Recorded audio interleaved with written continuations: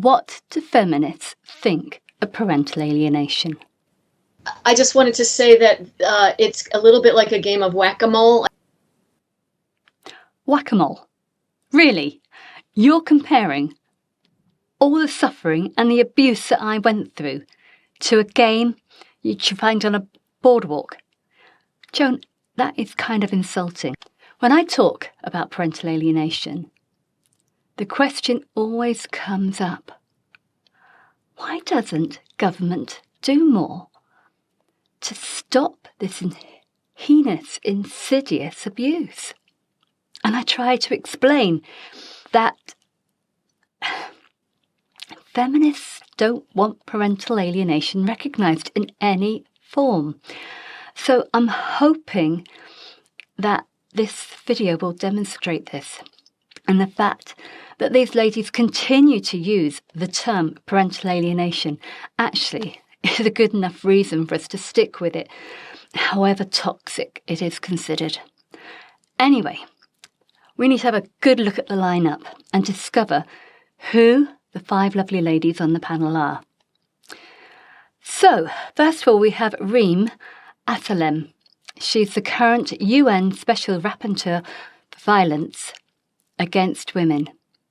I've had a look at her Twitter accounts, and it's clear she's fighting a good cause for marginalised and oppressed women around the world, where women really are marginalised and oppressed, and they need someone to speak up for them. So it's really important work. And this photo, I mean, just a quick glance at it, and you can see it's a good mix of men and women, and they're all smiling. That's a good sign. Yeah, I approve. Then we have Professor Ruth Halperin Kadari. I'm sure I've got it wrong, and I apologise profusely. So, for 12 years, she has been on the UN Committee on Elimination of All Forms of Discrimination Against Women. This committee is called CEDAW. She's also a graduate of Yale Law School. And in 2018, she was named on Apolitical's 100 Most Influential People in Gender Policy Around the World. So, yeah, she's pretty influential. The next 2 ladies are Mrs. Genevieva Tisheva, and she's also a member of CEDAW and one of the initiators and authors of the Bulgarian law on protection against domestic violence. Then we have Mrs. Iris Narassi. Again, I'm sorry, I'm sure I've got it wrong. She's the president of the Group of Experts on Action Against Violence Against Women and Domestic Violence, which is GREVIO. I guess it's called GREVO. And involved with the UN Women too, which leaves Professor Joan Meier, clinical law and director of National Family Violence Law Centre at George Washington University Law School. So, where do I begin? Joan Meier. Professor Joan Meier, let's get that right. So she should know her stuff. Global Women's Institute.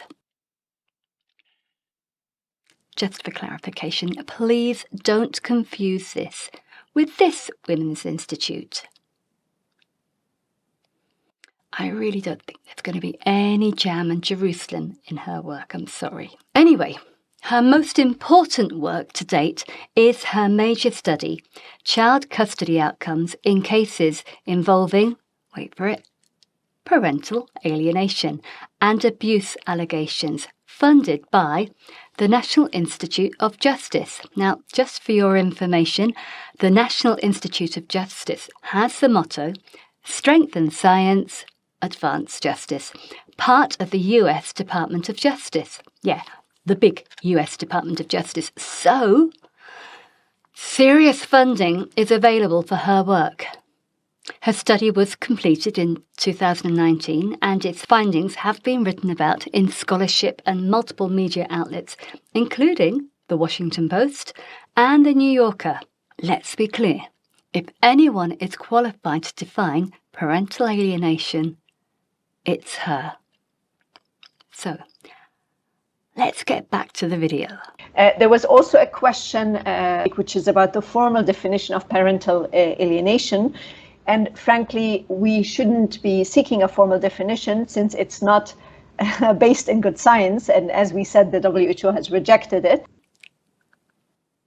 What? It's not based in good science? I think Jennifer Harman, Amy Baker, Sue Whitcomb, Bill Barnett, Adam Blocky, and I could go on, would have something to say about that. All their work is peer-reviewed and they're all happy to have their conclusions challenged for scientific integrity. I would argue that anyone who is not prepared to have their conclusions challenged should be treated with great caution. Just saying, Joan, great caution. Putting it out there. And Reem, you mentioned that WHO rejected it. I'm not going to go there today. That's for another video. Okay, let's get back to the video. I just wanted to say that it's a little bit like a game of Whack-A-Mole. I think the US folks know that game. I'm not sure if the rest of you do. It's a game that's often on a boardwalk where you try to pound down the mole and then it pops up somewhere else. Anyway, it is very much like that. Every time we manage to discredit PAS, we get PA. We discredit PA, now we have gatekeeping. We discredit gatekeeping, and now it's child resistance and refusal. So, it will always be discredited. Did you get that? Always. Whatever name we give it, Joan Meier will always discredit the term my suffering, your suffering, our children's suffering. The abuse we suffered is of absolutely no consequence to her. Her goal is to discredit it, whatever term we give parental alienation. Right, back to the video. There is the latest iteration of this is now to talk about hybrid cases, where the idea is that experts should examine every possible reason why a child may be resisting, and they should give a beautifully analyzed and mapped out discussion of all the different reasons and the percentage of impact that these different reasons have on the child. And the theory is that that will be accurate, and then the court will know exactly how to craft its intervention. To me, you can tell from my tone of voice, it's an absurd idea that any expert's going to be able to analyze that accurately, or that an intervention can be crafted that perfectly mirrors these things. Did you hear that? Absurd. If you didn't, I'm going to repeat it slowly for you. It's an absurd idea that any expert is going to be able to analyse that accurately, or that an intervention can be crafted that perfectly mirrors these things. Hello? Joan? What are you saying? I'm a teacher and a parent. I know that teachers and parents do this daily. They get alongside the child to help, to support that child to develop, improve, and where necessary, figure out what's holding them back. And yes, they do analyse absolutely everything beautifully, and they do try to map out reasons so they can perfectly craft an intervention that will help the child. You know why? It's their job. So, if parents and teachers can do it, why can't the experts? I'll tell you why. At the moment, this abuse is being, and I would argue, deliberately hidden from the professionals, the people on the front line who need to know. Heaven only knows why. There's very little training, and definitely none advocated by governments anyway. So unless the professional has personally experienced this abuse, they're not going to be in a position to support a child to overcome it.